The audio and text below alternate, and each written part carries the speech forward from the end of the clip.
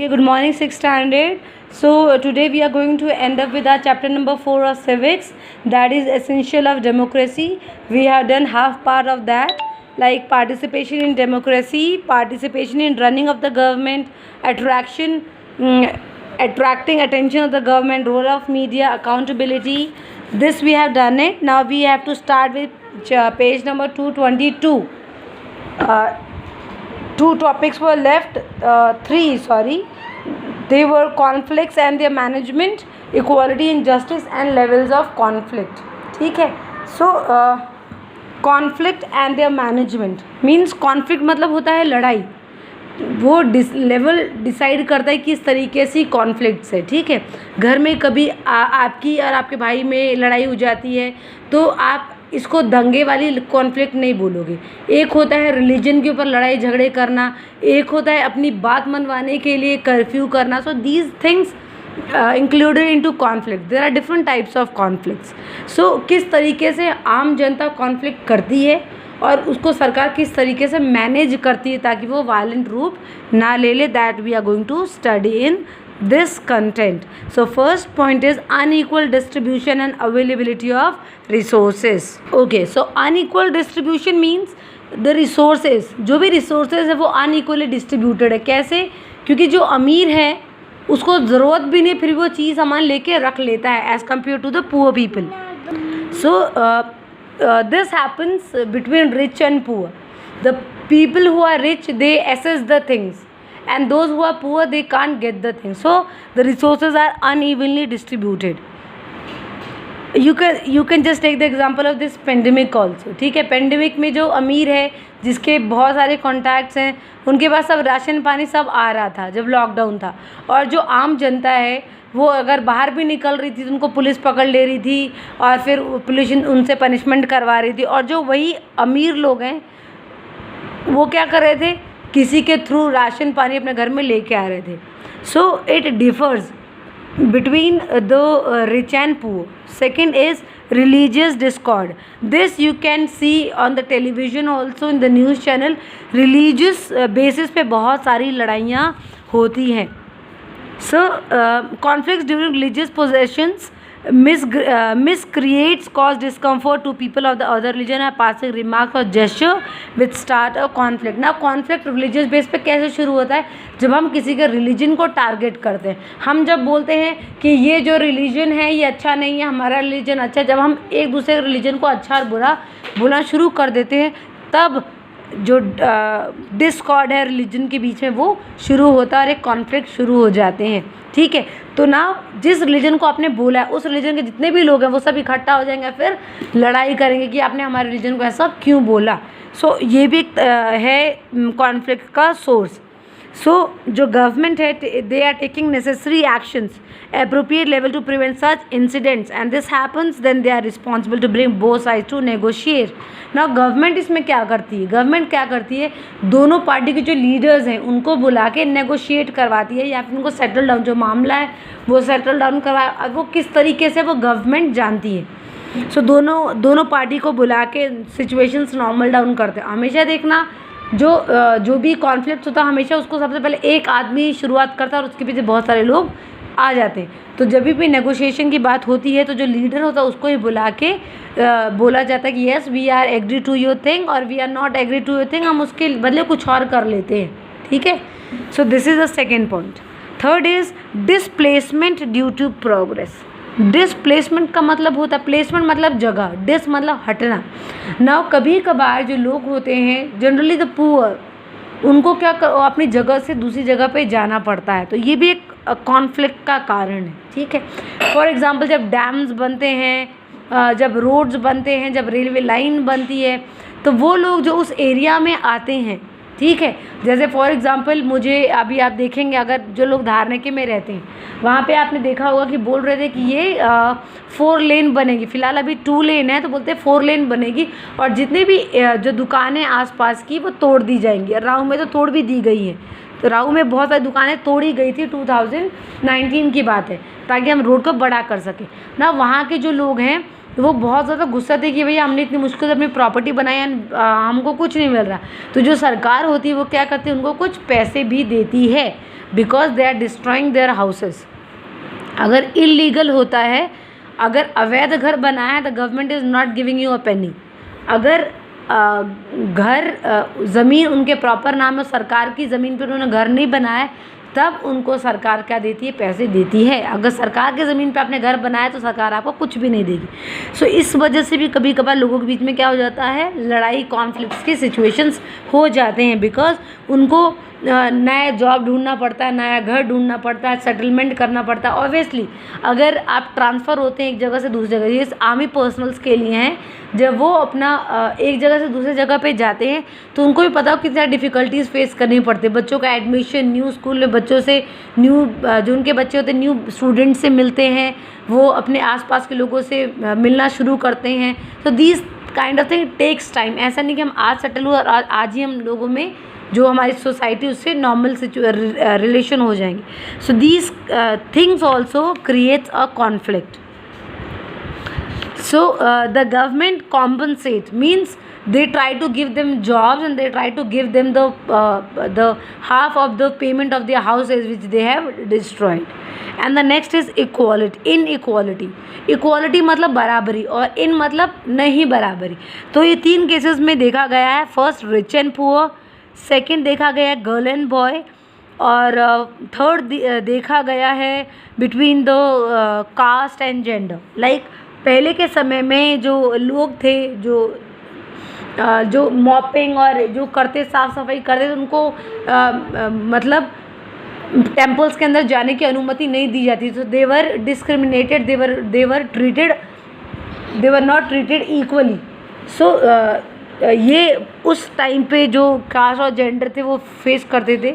Girl and boy में आप अभी भी ये डिफरेंस देखेंगे। This is also kind of inequality. And the last one is rich and poor. जो रिच है वो पुअर को एक्सप्लॉइट करता है, ठीक है ना। आपके घर में अगर मेड वगैरह आती होंगी तो आप देखेंगे कि आप उसे इतना सारा काम करवाने के भी गिविंग वेरी लेस सैलरी। और वही अगर आप मुंबई में देखेंगे तो they do very less thing and they charge more. So there are three types of inequalities. First is on the basis of gender and caste, second is rich and poor, and the third is boy and girl. So these are the conflicts which creates among the individual, among the people. So the government is doing a certain thing so that they can resolve the conflict. So the other heading is equality and justice. किस तरीके से लोगों के बीच में equality और justice की feeling लाए ताकि वो कॉन्फ्लिक्ट्स क्रिएट ना कर सके। So the first point is they have made rules, the government time to time they make certain rules for the people so that their dignity should not hurt by the other religion or other people. So government doing some rights for the people so that उनके बीच में disunity create ना हो। Second is one should not force, pressurize or exploit other person. Nobody has the right to exploit. Everybody should treat equally. So the government is doing such things. Third is they have the right for equal opportunity to earn their living for choosing their profession. And now we the citizen of India, we have the right to do whatever we want to. हमको कोई force नहीं कर सकता कि आपको यही काम करना है. So we have the right to choose our profession. Fourth is they have equal right to use all common facilities provided in the country. So जो भी country का सामान है, everybody is equal to utilize that resource. Nobody is there कि ये मेरा है और ये तेरा है, ठीक है। तो जो गवर्नमेंट का है, everybody has a equal right. Next is there is no restriction on the differentiation on the facilities like health, education, jobs, use of public transport. So there is also no restriction. Anybody can go for the hospital and can get well by having the medicines from the hospitals. They have the equal right to get the education also. Nobody says कि the person belonging to different caste do not have the right to get the education.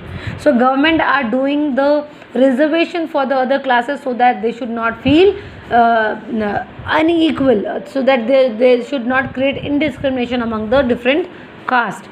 Jobs, there are different jobs. Anybody who want to do any kind of job, he or she is free to do the job. The rest point is they are treated equally in the eyes of law. Everybody is equal. If the rich has done it something wrong, he will also get the same punishment which the poor has done it. So in the law, in the eyes of the laws, everybody is equal. There should be no discrimination between caste, creed. So this I have told you that everybody has the right to choose their own religion and practice their own religion. Nobody forces you to practice his or her religion. Everybody is free. And the last point is, they are not supposed to be prohibited from entry into places of worship due to any discrimination. Earlier it was there. Earlier the people were not supposed to visit the temple, those who belong to the low caste. But now no rules are for such caste. Everybody is equal. Everybody can visit. Everybody can go anywhere he or she wants. And the last topic which is there on 223 is level of conflicts. मैंने बताया था conflict different types के होते हैं. एक छोटे झगड़े होते हैं, एक बड़े होते हैं और एक इतना ज़्यादा होता है जिसे आम जनता भी सफ़र करती है. सो द कॉन्फ्लिक्ट्स में बी लोकल और even at state level. Local level जो हम आस पड़ोस के जो झगड़े होते हैं और एक स्टेट लेवल के जो झगड़े होते हैं, ठीक है, बिटवीन द स्टेट्स और regions. The government duty is to manage and control conflicts. So it's a main role of government to manage and control the conflicts, कि वो इतना ज़्यादा ना बढ़ जाए कि लोगों को हार्म होने लगे, आम जनता. आप देखो जब भी कभी दंगे होते हैं तो कौन परेशान होता है? वी द नॉर्मल पीपल, जिनको कोई लेना देना नहीं किसी से, हमेशा वही सफरर होते हैं. So the main responsibility of the government to manage the things properly. Depending on the level and the intensity of the conflict, the various levels of the government take action to resolve it. Now it depends on the level. अगर एक घर के छोटे मोटे झगड़े तो वो normal वो ऐसे सॉर्ट आउट हो सकते हैं. अगर वो स्टेट के बीच में कॉन्फ्लिक्ट्स हो रहे हैं तो गवर्नमेंट डिसाइड करती है किस तरीके के एक्शंस लिए जाए. जब भी कोई प्रोटेस्ट होता है, अभी आपने देखा होगा 2019 में एक एक्ट चला था, that was which was that you have to show your identity. तो लोगों CAA लोगों ने बहुत ज़्यादा इसके लिए वो किया था, विरोध किया था.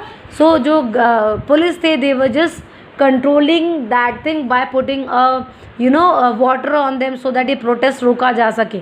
बहुत ज़्यादा प्रोटेस्ट हुए थे, हर जगह प्रोटेस्ट हुए थे. 2020 तक भी प्रोटेस्ट चल रहे थे कि आप इसको हटाइए, जो आपने ये लागू किया है टू शो योर आइडेंटिटी कि you belong to this nationality और नॉट. तो people have protested against this. So the government has done several things to control this conflict, ताकि ये बड़ा इशू ना क्रिएट हो जाए. We the people of country are equal participants in forming and running the democratic government, because we are the people who have form the government. हमने सरकार बनाई है, हमने हर एक चीज़ में उनका साथ दिया है.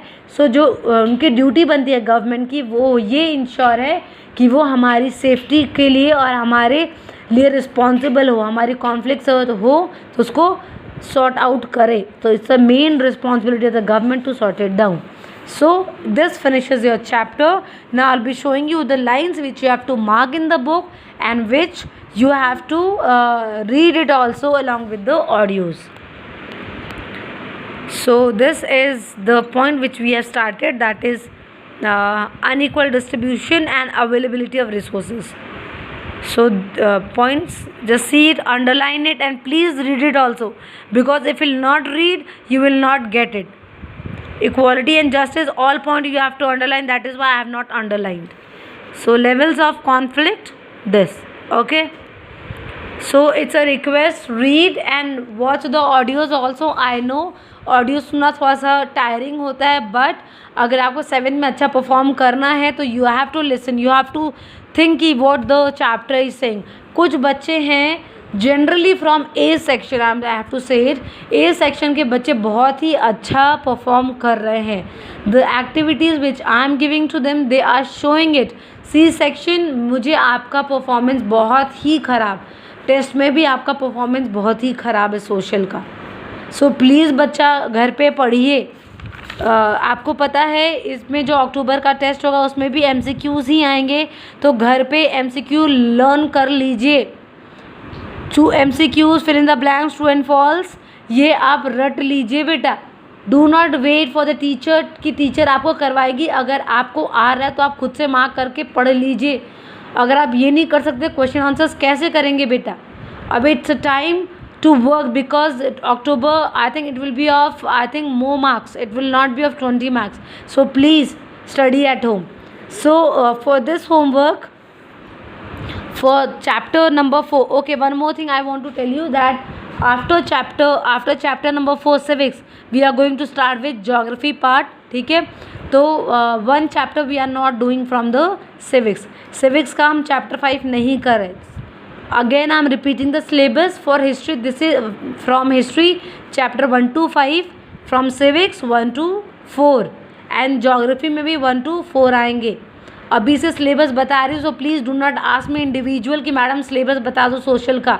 मैंने आपको जीके का भी सिलेबस दे दिया है, मैंने आपको सोशल का भी सिलेबस दे दिया है, तो घर पे पढ़ना शुरू करिए. Okay, so you people have to send me the pics of chapter 3 और सिविक्स. आपने हिस्ट्री के 4 और 5 के फ़ोटोज़ दे दिए हैं, और याद रखिए कि आपके नोटबुक्स के मार्क्स भी एंटर होंगे और टेस्ट के भी. So everybody has to send me the photos of the notebook. आपका जैसे जैसे चैप्टर कंप्लीट होता जा रहा है आप मुझे फ़ोटो सेंड करिए, because I have to put your marks on the app. So for the homework of chapter 4 civics is that, आपने चिपको आंदोलन तो सुना ही होगा, नहीं सुना है तो you have to search for Chipko Andolan. Chipko आंदोलन किया गया था, आपको पता कर रहा है चिपको आंदोलन कौन से डिस्ट्रिक्ट में किया गया था, क्यों किया गया था और इससे क्या हुआ. आपको मुझे इसमें एक छोटी सी वीडियो बना के भेजना है. अगर आप वीडियो नहीं बना पा रहे हैं तो आप मुझे एक ऑडियो भी सेंड कर सकते हैं, but please be active what the teacher is giving you homework. अगर आप मुझसे इंटरेक्टिव रहेंगे तो आप 7th में बहुत ही अच्छा एक्सेल कर पाएंगे बेटा. Okay, now thank you. So tomorrow I'll be giving you the question and answers of the chapter also, and on Tuesday we are going to start with geography chapter number 3. Okay, thank you class.